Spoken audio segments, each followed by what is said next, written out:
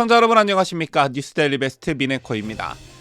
김남국 코인 사태와 관련해 게임업계 로비설을 제기한 위정현 한국게임학회장이 저와 제 가족에 대한 살해 협박을 받았다 이렇게 밝혀 파장이 일고 있습니다.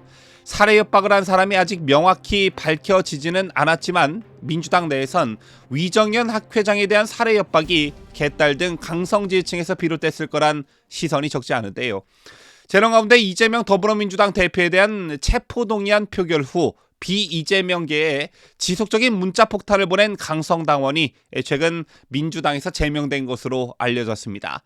차마 모르긴 몰라도 일반 당원이 문자 폭탄으로 제명된 어떤 세계 최초의 사례가 아닐까 생각하는데요. 관련 소식과 함께 도대체 개딸들이 뭐길래 또 이재명의 개딸들이 민주당에 미치는 영향이 얼마나 대단하길래 논란이 끊이질 않고 계속되고 있는지 여러분과 함께 살펴보는 시간을 갖도록 하겠습니다. 자, 먼저 위정현 한국게임학회장에 대한 살해 협박 소식부터 전해드리도록 할 텐데요.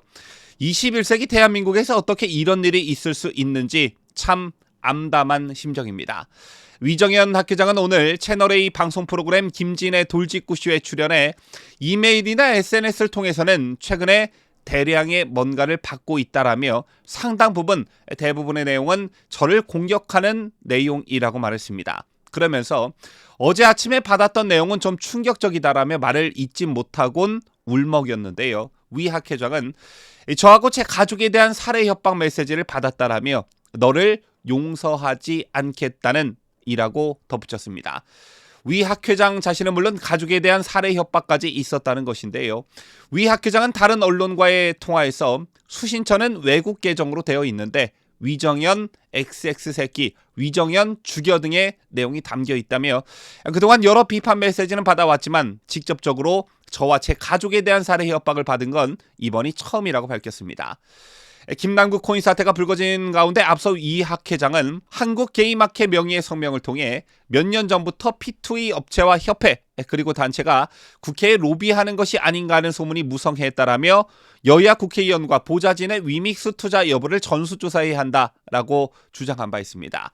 자, 이 위믹스 투자자들은 위 학회장의 위메이드 입법 로비 소문 주장으로 위메이드의 주가 및 위믹스 가격이 하락했다며 법적 책임을 묻겠다며 반발하기도 했었는데요. 현재로서는 명확하진 않지만 위 학회장의 발언으로 위믹스 가격이 하락한 것에 불만을 가진 위믹스 투자자들 또는 김남국을 적극적으로 옹호하고 있는 개딸을 비롯한 민주당 강성지층이 아닐까 의심이 되고 있는 상황인데 민주당 내에선 위 학회장에 대한 살해 협박이 개딸 등 강성지층에서 비롯됐을 거란 시선이 적지 않습니다.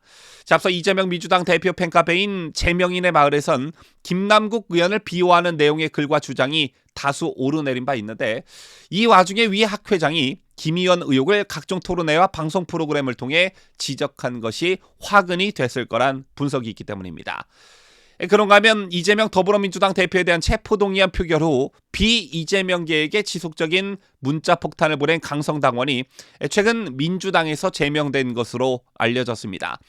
복수의 민주당 관계자에 따르면 지난주 민주당 경북도당 윤리심판원은 지속적으로 심한 욕설 문자를 비명계 의원들에게 보내온 당원 A씨에 대해 당적을 박탈하고 강제 출당하는 징계 처분인 제명을 결정했습니다.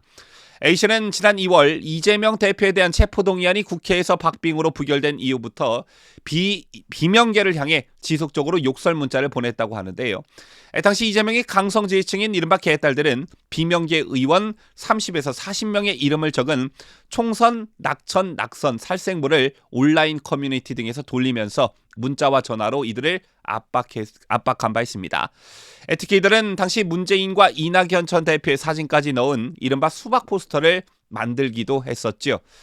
이 과정에서 심한 욕설은 물론 심지어 부모님까지 들먹였다고 하는데 이건 누가 봐도 도가 지나친 행동들이었습니다.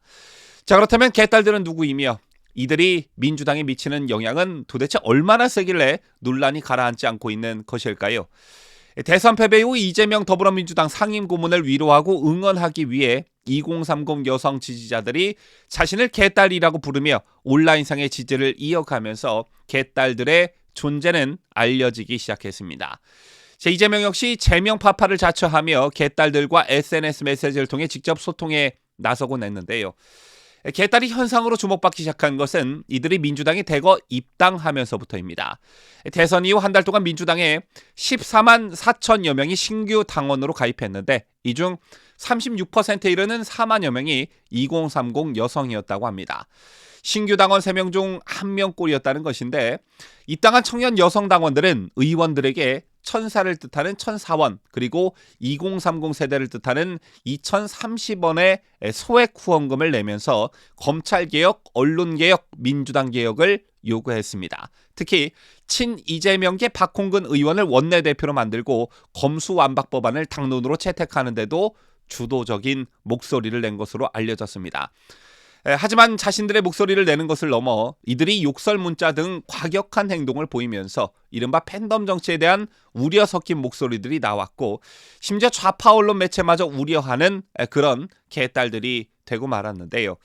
제 일각에서는 대선 이후 1년이 지난 지금 2030 여성이 더 이상 개딸의 중심 세력이 아니라는 평가도 나오고 있습니다. 비이재명계 의원실 관계자들에 따르면 의원회관이나 지역구 행사에 찾아와 항의하는 강성 지지자들 중 2030 여성의 비율은 높지 않다고 합니다. 실제 지난 3월 이원욱 민주당 의원 경기 화성시 지역구 사무실에서 이원 원내대표 출마 반대 집회를 벌인 주최 측에 따르면 집회에 참가한 약 10명은 전부 40대 이상이었다고 하고요. 최고령자는 75세 남성이었습니다. 또 같은 달 박용진 민주당 의원의 서울 강북 지역구 사무실 앞에서 주인을 무는 개는 더 이상 애완견이 아니다라는 팻말을 들고 1인 시위를 한 사람 역시 남성이었습니다. 하지만 본질은 이들이 젊은 세대이냐 남성이냐 여성이냐가 중요한 게 아니라 무엇이 옳고 그름을 판단조차 못하는 실정에 이른 팬덤 정치의 패단일 것입니다. 이미 잘 알려진 대로 개딸들의 행태는 폭력적 응원단을 뜻하는 훌리건과 다를 바 없고요. 과거 강목을 들고 폭력을 일삼던 정치 깡패들의 모습과 결코 다르지 않습니다. 그럼에도 불구하고 민주당은 이런 개딸들과 결별하지 못하고 질질질 끌려다니고 있는데요. 이런 공격을 받은 정치인들의 의정 활동이 위축될 수밖에 없고 이런 상황에선 민주주의에 꽂힌 토론이나 어떤 합리적인 이견 조정도 불가능하게 됩니다. 지금 민주당이 딱 그런 상태에 직면해 있지요. 개딸들에게 휘둘리며 민심과 상식에서 멀어지고 있는데 대선 패배 후 검수한박이 그랬고 선거에서 진 지 2개월 만에 이재명을 국회의원, 그 뒤 5개월 만에 당대표로 만들었습니다. 그 뒤 개딸들의 강압적 요구는 더욱 거세졌는데 마치 홍위병 같은 극렬 지지층 눈치만 본 대가가 지금의 민주당의 위기를 불러왔다. 민주당의 꼬라지가 이 지경이 된 이유가 바로 거기에 있다. 이렇게 봐도 과언이 아닌데요. 차마 이재명이 깜빵 가는 날 이런 말이 유행하지 않을까 싶습니다. 개딸로 흥한 자, 개딸로 망한다. 지금까지 저는 자유대한민국을 소화하는 뉴스데일리 베스트 민앵커였습니다.